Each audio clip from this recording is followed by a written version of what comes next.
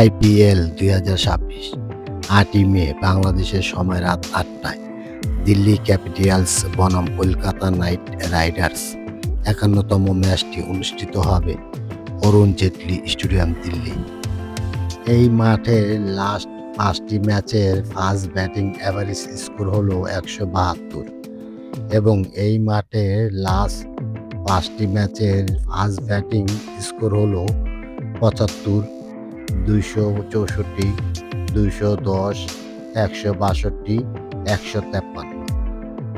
এই মাঠের লাস্ট ৫টি ম্যাচের সেকেন্ড ব্যাটিং অ্যাভারেজ স্কোর হলো ১৭৩ এবং এই মাঠের লাস্ট ৫টি খেলার সেকেন্ড ব্যাটিং স্কোর হলো ৭৭, ২৬৫, ২০৯, ১৬৪, ১৫৪। এই মাঠের পিচ রিপোর্ট ব্যাটিং ও স্পিনার বোলারদের জন্য। এই মাঠের হাই স্কোর ২৭৮, লো স্কোর ৭৫ এবং ডেফিনেট স্কোর ১৩৫। এই দুই দলের ৯টি খেলার মধ্যে ৫টি জিতেছে কলকাতা এবং 4টি জিতেছে দিল্লি। এই মাঠে যেই টসে জিতবে সেই বল করার সিদ্ধান্ত নেবে। এই দুই দলের মধ্যেই এই মাঠেই লাস্ট 10টি ম্যাচের কম্পিটিশন। এই দুই দলের পয়েন্ট টেবিল।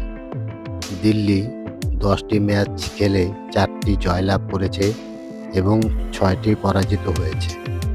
কলকাতা 9টি ম্যাচ খেলে 3টি জয়লাভ করেছে, 5টি পরাজিত হয়েছে এবং একটি নো রেজাল্ট এসেছে।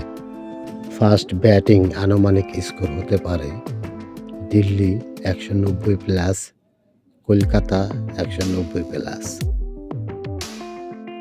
এই দুই দলের মধ্যে কোন দল জিতবে তা নিচে কমেন্ট করে জানিয়ে দিন এবং 98% কোন দল জিতবে তার রেজাল্ট পেতে চাইলে ভিডিওর নিচে টেলিগ্রাম লিংক দেওয়া আছে, সেখানে যোগাযোগ করুন।